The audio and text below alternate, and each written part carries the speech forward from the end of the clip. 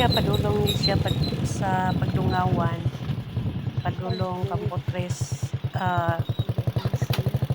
located at Purok Mission Kagan, New Bataan, na part ni siya sa Sitio Kagan diri sa Purok sa Mission. So our concern is all about this one nga na natumpag So mao nga ni bato, siya ang naligid nga bato nga landslide, kaharang gyud sa dili amo ang landslide, rock slide. kalsada. Dako kay nga bato nga Dili na makalusot ang tumpag pagka sakyanan panahon sa farm to linog, market road ni no? siya nga dalan. So daghan pa gyud na Amo ang dito sa dalan, no? unahan na mga farmers nga kanang kuan dili makaagi.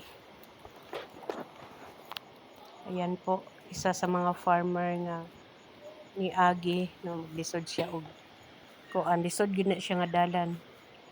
Dangog kung magbaktas ka na mga it's about 20 meters no ang iyahang kalayon gyud sa dalan. Dako nga bato kuan delikado pa gyud siya kay daghan pa dito sa ibabaw. Dagko pa gyud kay nga mga bato ang naa. So posible pa siya nga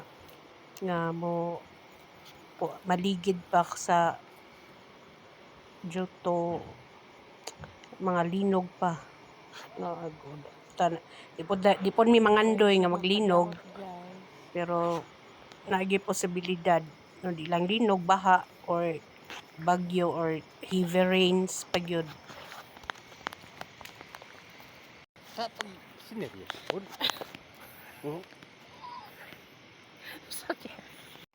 Mao ni amo ang kalsada nga natabunan gyud siya sa dako kaayo nga bato tungod adtong linog sa milabay nga gabii, no? Dako kaayo nga bato gyud ang nakababag sa kalsada, mao nang walay motor nga makaagi gyud diri kay lisod siya lusutan og motor. So naghangyo mi no ginsay pwede nga mo rescue sa maong dalan tungod kay daghan usab ang mga mag-uuma pa nga apa dito gyud sa kadi siya mao gyud ni amo ang kalsada, padulong pa gyud ni dito sa Campotres, no? Nga dili na gyud malusutan og bisan unsa nga mga sakyanan tungod ining dako kaayo nga bato nga nakababag. So manghinaot unta mi mayor or sa provincial government unit of Davao de Oro nga mo rescue ni ining nakababag sa amo ang dalan kay maglisod jud or di jud siya maagian sa motor or sa unsa man nga mga sakyanan. Dako di kaayo siya nga bato, no, tungod ni adtong linog sa milabay nga gabii.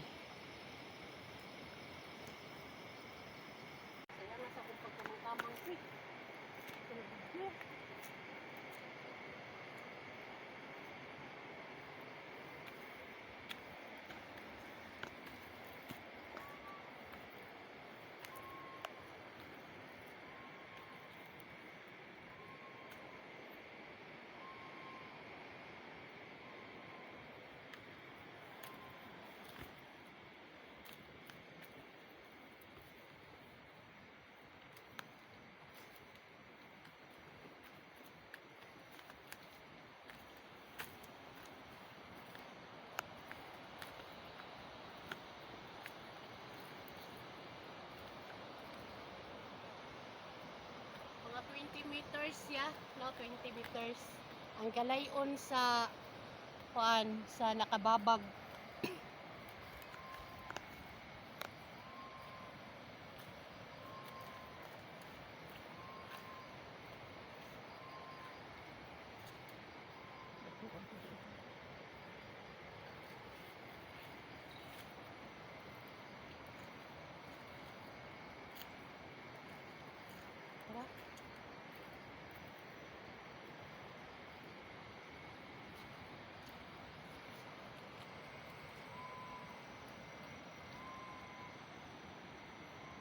Ida.